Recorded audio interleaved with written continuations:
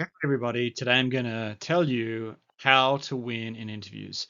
This is really, really important. I really want you to win and succeed in interviews. There's a couple of tips or tricks that will really help you. So please listen in and take notes and go win the interview. So I think the first thing that I want to talk about is interviews.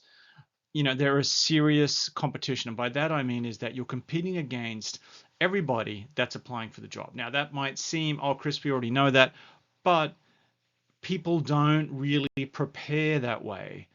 I've interviewed a lot of people, probably hundreds actually, for different jobs in my career, and it's always obvious people who really prepare for the interview and want the interview, rather than those that turn up and think that, hey, my resume is enough.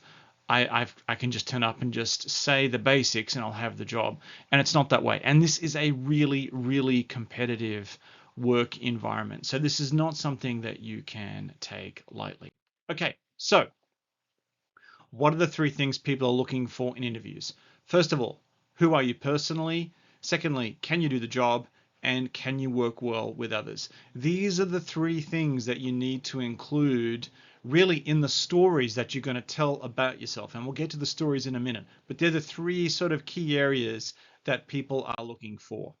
Now, key things you need to do. First of all, research the company, then identify what are the 3 or 4 key things that the job is asking you to do. Now, that's really, really important because if you go through the job description, or if you don't have a job description, but you're talking to people in the company about the position, then you need to find out what are the 3 or 4 key things that they're looking for in this person. What do they want them to do? And then you need to write success stories about those 3 or 4 things that you have done in previous jobs. Now, by success stories, I'm talking about how you succeeded, how you brought additional value to the company, how you helped the team, but the value and your dollar impact are really, really important. And energy is just energy matters. You have to come in with the right energy. Now, first of all, interview number one, who you are, can you work well with others? So, who are you? Are you proactive? Are you motivated? Are you driven? Are you agile? Can you listen to others? Can you take feedback? Can you work with them? Can you give an opinion but also take opinions? Are you a team player, or do you just want to do everything on your own? Those things really matter. Now, interview 2 to 6, there could be 6, 7. I mean, I'm seeing people doing 8 interviews. Now, to be honest, I think that's kind of ridiculous.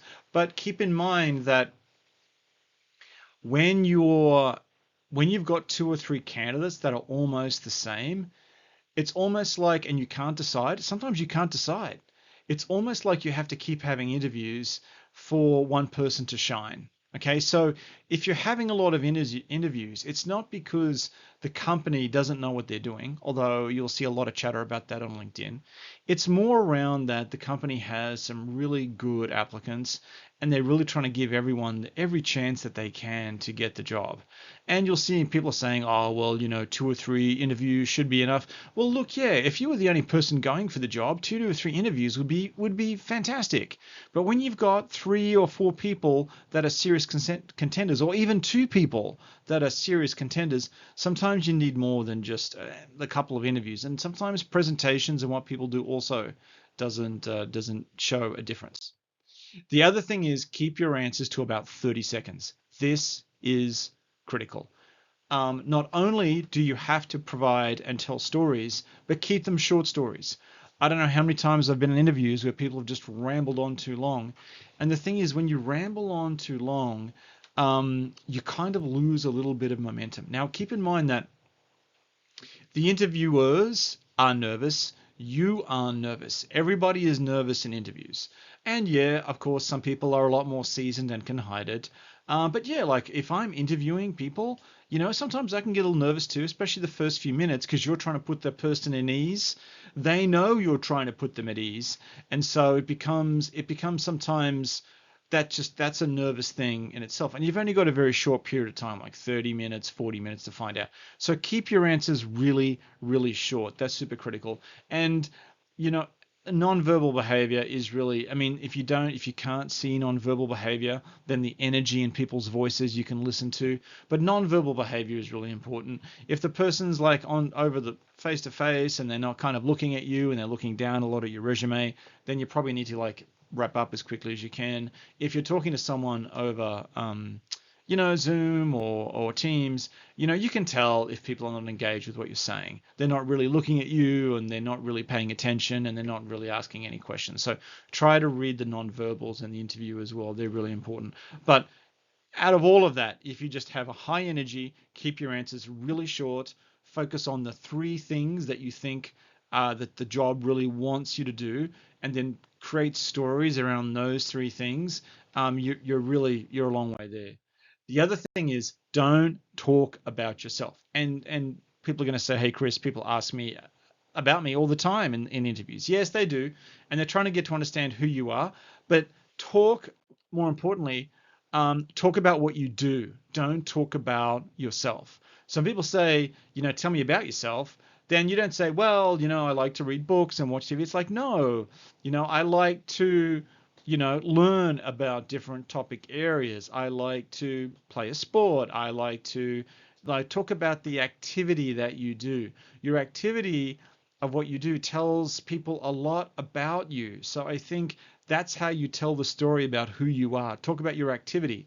When I've gone for jobs in the past, my activity has always been related to the job. So, for example, I like to read research and journal articles on this topic area, or I like to brush up on this topic through looking at what people are saying about it on YouTube or talking to friends, or, I've always found things related to the job. Now, it's personal preference on this. I mean, you could go either way. I think as long as you're talking about the activity that you do, I think that's super important. But don't just ever just talk about yourself. And the other thing is, as we wrap up here, is always ask two questions in each interview. And the questions can be about, what are the challenges? What are the challenges that the industry is facing? What are the challenges the company's facing? Tell me some good things and some challenging things about this organization. What are some of the successes that you've sort of achieved in the last, 6 months or a year working here? What are some of the successes that you've seen other people achieve? Why do people love coming to work? There's so many questions you can ask.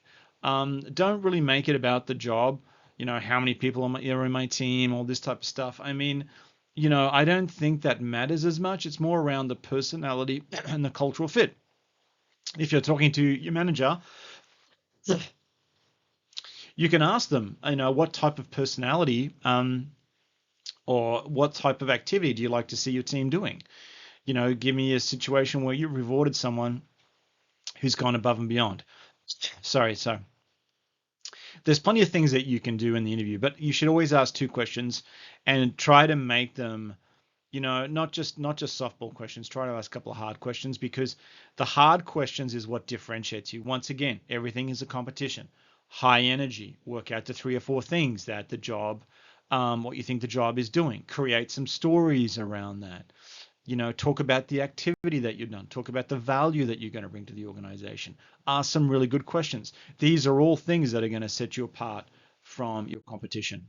Okay, so get going. Good luck. Don't forget to take some big breaths or deep breaths before you go into the interview. You've got this. Practice, rehearse, spend the time, prepare properly, go through all the things that I've outlined, do some research yourself about some really good interview techniques, tips and tricks online. There's some other great stuff on LinkedIn. I wish you every success, and I will talk to you again soon.